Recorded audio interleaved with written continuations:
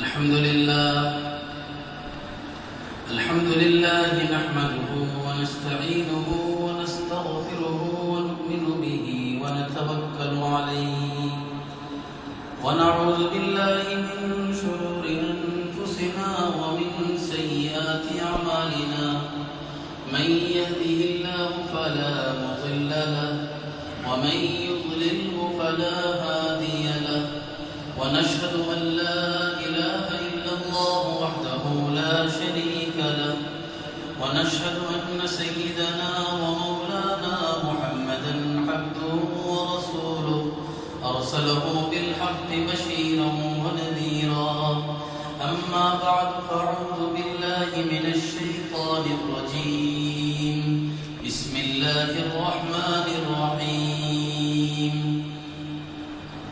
يا بني أقم الصلاة وأمر بالمعروف وانه عن المنكر واصبر على ما أصابك إن ذلك من عزم الأمور صدق الله العظيم وصدق رسوله النبي الكريم ونحن على ذلك من الشاهدين والشاكرين والحمد لله رب العالمين.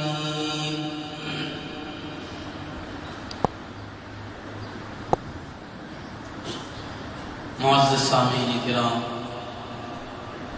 محترم بزرگوں اور دوستوں، گزشتہ جمعہ سے پیوست جمعہ جھوٹ سے متعلق قرآن و احادیث کی روشنی میں چند گزارشات ہم نے آپ کے سامنے پیش کی تھی کہ جھوٹ کی کتنی شناخت شریعت مقدسہ کے اندر بیان کی گئی ہے اور آپ صلی اللہ علیہ وسلم نے کتنی ناراضگی کا اظہار فرمایا ہے.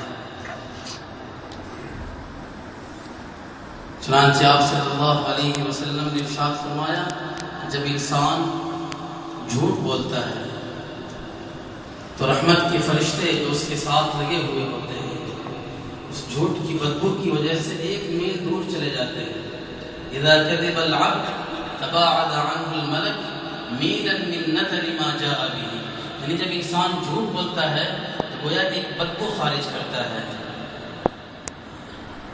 اللہ کے رسول صلی اللہ علیہ وسلم نے جھوٹ بولنے کو بہت بڑی خیانت قرار دیا.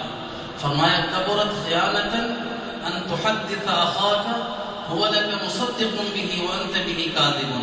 سب سے بڑی خیانت یہ ہے کہ انسان ایسی بات کرے کسی کے سامنے کہ وہ آدمی اس کو اس بات میں سچا جانے حالانکہ وہ اس سے جھوٹ بول رہا ہے. یہ سب سے بڑی خیانت ہے. میں آپ کے سامنے کوئی بات کروں آپ مجھے سچا جانیں حالانکہ میں آپ سے جھوٹ بول رہا ہوں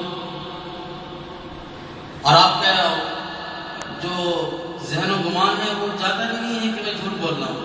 آپ سمجھ رہے ہیں میں سچ بول رہا ہوں لیکن میں اپنے اس حلیے کا غلط استعمال کر رہا ہوں. اللہ حفاظت فرمائے. کبرت خیانت تحدث اخاك هو لك مصدق به وانت به كاذب. سب سے بڑی خیانت یہ ہے کہ انسان ایسی بات کرے کہ سامنے والا اس کو سچ جانے حالانکہ وہ اسے جھوٹ بول رہا ہے. اللہ کے رسول صلی اللہ علیہ وسلم نے ارشاد فرمایا سچ کے اندر نجات ہے، جھوٹ کے اندر ہلاکت ہے. جھوٹ بول کر کے انسان وقتی طور پر کچھ فائدہ حاصل کر سکتا ہے لیکن انجام کے اعتبار سے عاقبت کے اعتبار سے بہرحال رسوائی اس کے لیے مقدر ہے. رسوائی اس کے لیے مقدر ہے. بہرحال جھوٹ سے متعلق بڑی تفصیلات ہمارے سامنے آئی. اللہ تعالی ہم سب کو عمل کرنے کی توفیق عطا فرمائے. ابھی میں نے آپ کے سامنے جو آیت کریمہ کی تلاوت کی ہے یا بنی اقم الصلاۃ وامر بالمعروف وانہ عن المنکر واصبر علی ما اصابک ان ذلک من عزم الامور. یہ وہ آیت کریمہ ہے کہ جس کے اندر حضرت لقمان علیہ السلام نے اپنے بیٹے کو ایک نصیحت فرمائی ہے. یہ پورا رکوع ہے اس کے اندر حضرت لقمان علیہ السلام کی نصیحتوں کا ذکر ہے جو انہوں نے اپنے بیٹے کے لیے کہی تھی. اللہ تبارک و تعالیٰ نے اس کو قرآن کریم میں جگہ دیا. حضرت لقمان علیہ السلام کون تھے؟ کہاں کے رہنے والے تھے؟ اس زمانے میں ہوئے یہ مستقل ایک بحث ہے. بہت سارے لوگوں نے ان کو نبی مانا ہے اور مفسرین کی جماعت یوں کہتی ہے کہ نہیں، وہ نبی نہیں تھے، پاک باز تھے، متقی تھے، پرہیزگار انسان تھے اور بہت ہی دانشمند تھے، بڑے عقل مند انسان تھے، دانا اور بینا تھے، اپنے زمانے میں دانائی میں مشہور تھے. باقی بہت ساری تفصیلات اس کی ضرورت نہیں ہے. اللہ نے جب اس کو مبہم رکھا ہے تو ہمیں بھی مبہم رکھنا چاہیے. ابہموا ما ابہم اللہ. حضرت لقمان علیہ السلام نے جو نصیحت فرمائی اس نصیحت کا اس کے اندر ذکر ہے. اسی آیت کو سامنے رکھتے ہوئے ایک مضمون آپ کے سامنے پیش کرتا ہوں. وہ مضمون دو مقصد پر مشتمل ہوگا کہ انسان کی زندگی کے مقاصد کیا ہیں، اللہ تبارک و تعالیٰ نے ہماری زندگی کا کیا مقصد متعین کیا ہے. انسان دنیا میں کیوں آیا ہے، ان دو مقاصد کی تفصیل سے پہلے ایک تمہید سمجھ لیجئے تاکہ بات کا سمجھنا آسان ہو جائے. دوستو، یہ لمبی چوڑی کائنات جو ہمارے سامنے پھیلی پڑی ہے، جس میں وسیع و عریض آسمان کا خیمہ تنا ہوا ہے، زمین کا فرش بچھا ہوا ہے، آسمان و زمین کے بیچ میں ہزاروں قسم کی مخلوقات کھپی پڑی ہیں. نباتات ہیں، ان کی ہزاروں قسمیں ہیں، جمادات ہیں، ان کی ہزاروں قسمیں ہیں، حیوانات ہیں، ان کی ہزاروں قسمیں ہیں. غرض ہزاروں قسم کی مخلوقات زمین و آسمان کے بیچ میں ہیں. پھر آسمان کے اوپر ایک عظیم مخلوق ہے جس کو ہم ملائکہ کہتے ہیں، ان گنت مخلوق ہے. اللہ پاک خود فرماتا ہے وَمَا يَعْلَمُ جُنُودَ رَبِّكَ إِلَّا هُوَ. اللہ کے لشکر کی تعداد کتنی ہے اللہ ہی جانتا ہے. اللہ کے رسول صلی اللہ علیہ وسلم نے اس کثرت کو یوں بیان کیا کہ آسمان کے اندر 4 انگل کی جگہ بھی خالی نہیں ہے کہ جس کے اندر کوئی فرشتہ مصروف عبادت نہ ہو. تو آسمان کے اوپر ایک عظیم مخلوق ملائکہ ہے. پھر عرش ہے. عرش کے اوپر شریعت کسی مخلوق کا پتہ نہیں بتاتی سوائے یہ کہ ایک تختی رکھی ہوئی ہے اور وہ تختی کی وسعت زمین و آسمان سے بھی زیادہ ہے اور اس تختی پر لکھا ہوا ہے ان رحمتی سبقت علی غضبی. ان رحمتی سبقت علی غضبی. اللہ پاک فرماتے ہیں حدیث قدسی کے اندر کہ میری رحمت میرے غضب کے اوپر غالب ہے. رحمت آگے آگے چلتی ہے اور غضب اس کے پیچھے پیچھے رہتا ہے. رحمت اصل ہے، غضب اس کے تابع ہے. غرض یہ زمین و آسمان کی بلندی کو دیکھیے. فرماتے ہیں کتابوں میں لکھا ہوا ہے کہ زمین سے لے کر کے چاند تک کی وسعت، یہ جو لمبائی ہے، دوری مسافت ہے، 17 لاکھ یا 20 لاکھ میل دور ہے. کتنا لمبا فاصلہ ہے جس کے اوپر لوگ جانے کا ارادہ کر رہے ہیں، بلکہ اب تو ارادہ ہے کہ پہنچ بھی چکے ہیں. وہاں پر زمین دنیا کو آباد کرنے کے منصوبے بنائے جا رہے ہیں، لیکن انسان کہیں بھی پہنچ جائے، ترقی کرتا کرتا کہیں پہنچ جائے، چاند پہ پہنچ جائے، ستاروں پہ کمندے ڈالے، لیکن اگر انسان اپنی ذات کو نہیں پہچانے گا تو اپنے رب کو بھی نہیں پہچان پائے گا.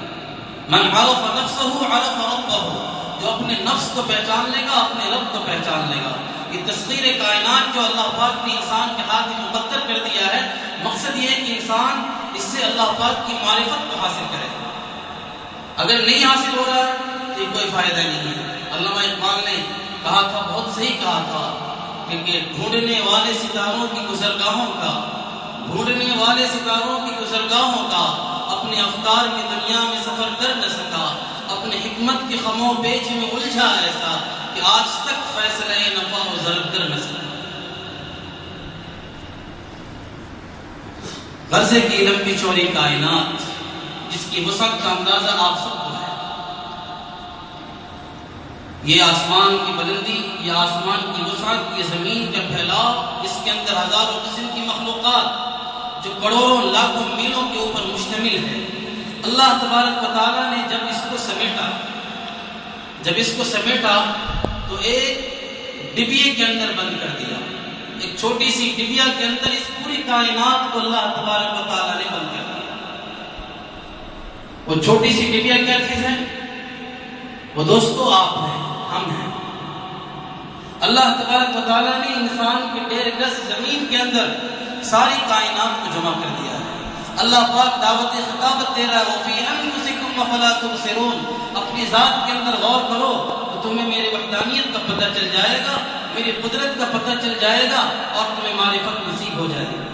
اللہ پاک نے جگہ جگہ انسان کو خطاب میں بھی کہا کہ انسان مخلوقات کے بارے میں غور کرے، رات اور دن کے بدلنے میں انسان غور و فکر کرے. ان فی اختلاف اللیل والنہار ان فی ذلک لآیات لأولی الابصار. تو اللہ پاک نے اس پوری کائنات کو ایک 1.5 گز کے انسان کے اندر جمع کر دیا، جس کے اندر زمین بھی ہے، جمادات بھی ہے، حیوانات بھی ہے، نباتات بھی ہے، چاند سورج بھی ہے، ہوا بھی ہے، پانی بھی ہے. سب کچھ انسان کے اندر اللہ تبارک و تعالیٰ نے جمع کر دیا. یعنی کائنات کے اندر جو مختلف قسم کے درجات ہیں، اللہ تعالیٰ نے ان تمام درجوں کو انسان کے اندر جمع کر دیا. انسان کے اندر مٹی بھی ہے، زمین بھی ہے. انسان پیدا ہی مٹی سے ہوا ہے. انسان پیدا ہی مٹی سے ہوا ہے. انسان کی اصل مٹی ہے، اس لیے انسان کو مشت خاک کہتے ہیں. مشت خاک، گھٹے تو ایک مشت خاک ہے انسان تو، اور بڑھے تو وسعت کونین میں سما نہ سکے. انسان اگر گھٹنا چاہے، گرنا چاہے تو بس ایک مشت خاک ہے. اور اگر انسان اپنی صلاحیت کا صحیح استعمال کرے گا تو انسان اتنی بلندیوں تک پہنچ جائے گا کہ فرشتے اس پر رشک کرنے لگتے ہیں. شیخ فرید الدین عطار رحمۃ اللہ علیہ نے مشتخاب کو یوں بیان کیا: حمد بے حد مر خدا پاک را آنکھ ایماندار مشتخاب را. تمام تعریف اس خدا پاک کے لیے ہے کہ جس نے مشتخاب کو ایمان کی دولت دے دیا. تو مکرم بن گیا، اشرف بن گیا، اللہ کا خلیفہ بن گیا. تو انسان مشتخاب مٹی سے بنا ہے. روح نے مٹی کو سنبھال کے رکھا ہے. یہ روح نکل جائے گی تو مٹی میں مل کر مٹی ہو جائے گی. تو انسان پیدا ہی مٹی سے ہوا ہے. آپ 3-4 روز غسل نہیں کریں اور اس کے بعد بدن کے اوپر اس طریقے سے ہاتھ پھیریے تو سیاہ سیاہ بتیاں نکلیں گی، مٹی نظر آئے گی. آپ بدن کے اندر خارش ہو جائے تو بدن کے اندر سے پھوسی نکلتی ہے، گھوسی نکلتی ہے، گویا کہ مٹی جھر رہی ہے.